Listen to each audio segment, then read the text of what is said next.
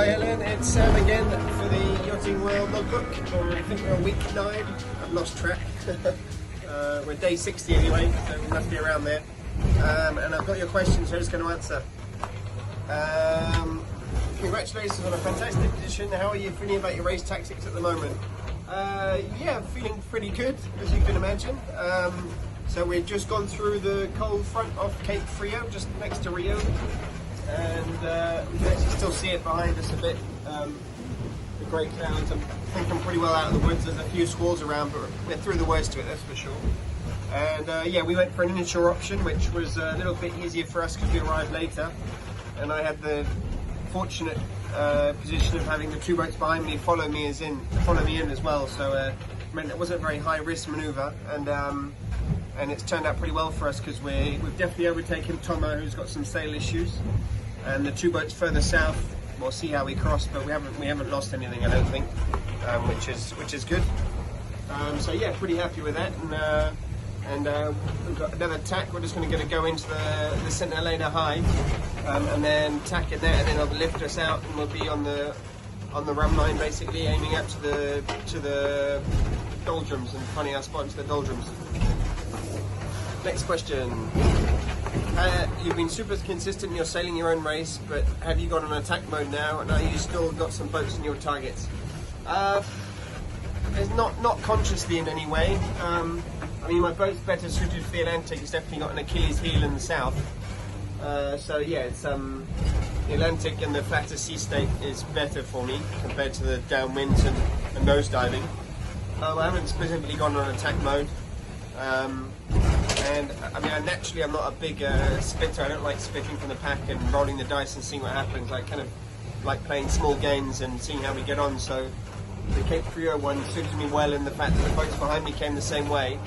I was fairly confident there was something to be gained and at least nothing to be lost, and it's gone quite well. So yeah, there's nothing specific looking to attack in a certain way, but yeah, I keep telling myself, and I need to not forget there's 4,500 miles to go, which is more than your regular transat. So yeah, I need to be careful, keep the boat in one piece, and not get too carried away thinking we're almost home. Next question. You're on a previous generation boat, overtaking some newer builds. Are you pleased with how it's still performing? Yeah, for sure. It's good to overtake some newer builds. I think it's getting to the point in the race where breakages are starting to get into the race a bit more, and definitely the difference in performance between the boats is leveled out. Not to say they're all the same. There's still moments when I've got an advantage, there's moments when they've got an advantage. But yeah, I mean, when we go training, there's sometimes Sherelle, for example, and we can see just up ahead of me, they'll upwind, it'll smoke me like we're not in the same class. And that's been 2 days now. I've been hanging on to them upwind, so he's almost definitely got a technical issue of some sort. So yeah, I mean, there's a lot of things coming into play now. Tomo Rio, he's lost his J2, which is our main upwind sail. It's basically the sail for 90% of the rest of the race, really, the J2. So yeah, there's things like that which definitely helps. And yeah, so it's just going to keep plugging away and try and keep the boat in one piece as well, so I don't want to become one of the ones who's suffering from a technical issue. When do you expect to hook into trade winds? I don't want to say it. I think we might be in them. I mean, we're out the front anyway, and we're upwind, and we might have a few squalls and a few light patches, but I think we're pretty well out of the worst of it. I mean, yesterday was fairly full on. We had squalls all day long. We had wind from 180 degrees in the other direction. We ended up jibing downwind with your upwind sails because it was so short-lived. With thunder and lightning everywhere. I got away quite lightly, but Boris got struck by lightning and has lost most of his electronic, or a good part of his electronics. I got a lightning struck very, very close, and my computer shut down, but it came back and everything seems to be okay. So yeah, we're definitely through that bit of it, and then yeah, hopefully we're into the trades or not too far away. The tack should be tonight or tomorrow morning anyway. So. And when we're on starboard, you can definitely say we're in the trades.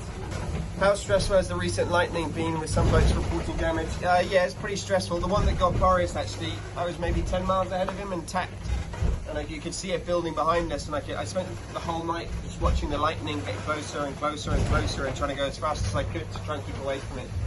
and it came around midnight, and I think Boris got hit probably in the early hours of the morning, and it caught me just in the early afternoon, so I spent basically the whole night and the whole morning with it coming up behind me, and was pretty fortunate it basically dropped a lot in intensity in that time, and I ended up having a little bit of lightning, nothing like Boris I don't think, and a lot of rain, but nothing too bad really. So yeah, that was I got away with it quite lightly, I think, which is good, because I remember a year and a half ago on Holcim in the ocean race, in the same part of the world, coming up that coast between Cape Horn and Rio, we got hit by some fairly solid squall clouds and thunder and lightning, and yeah, it's not something you want to get caught in, that's for sure.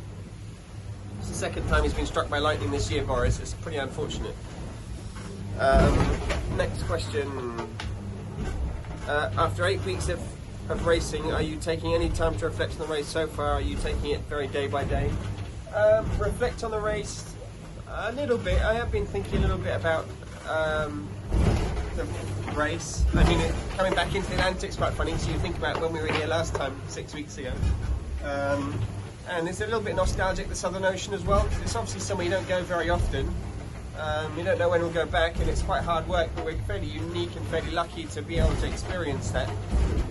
And yeah, I mean, it's hard work, it's not all easy, but it's a very unique experience, so yeah, it's pretty special. And apart from that, no, very much on day to day, trying to keep the boat going, trying to keep her one piece, trying to keep an eye on any potential technical issues, and we've got over 2 weeks of sailing still to go, so yeah, not time to get too carried away. What have you most run out of on board, or are top of your list land luxuries would you get into? We haven't actually run out of anything yet. We're fairly good. We bought 80 days of food, and we're going to be under that. We bought 80 days of diesel. I maybe overused a little bit of diesel, but we're going to take less time, so it should be okay. And I've got hydrogenerators as well if needs be.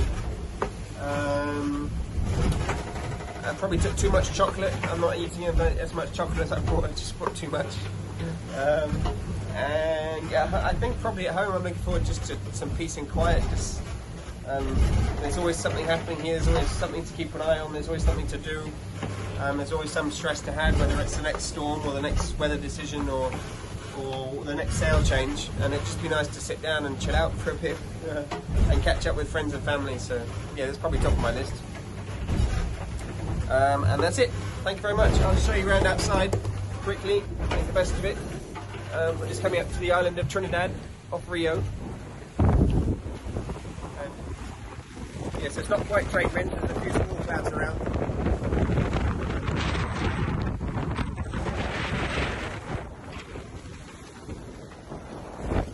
But it's a lot better than it was yesterday. If I come down here, we got this is the J2, this is what Tom is missing, and if you look just up here, there's Chirel. There's Jeremy Bayou and Chirel just ahead of us, so he's getting bigger actually, that's good. Right, I'll get back to work. See ya.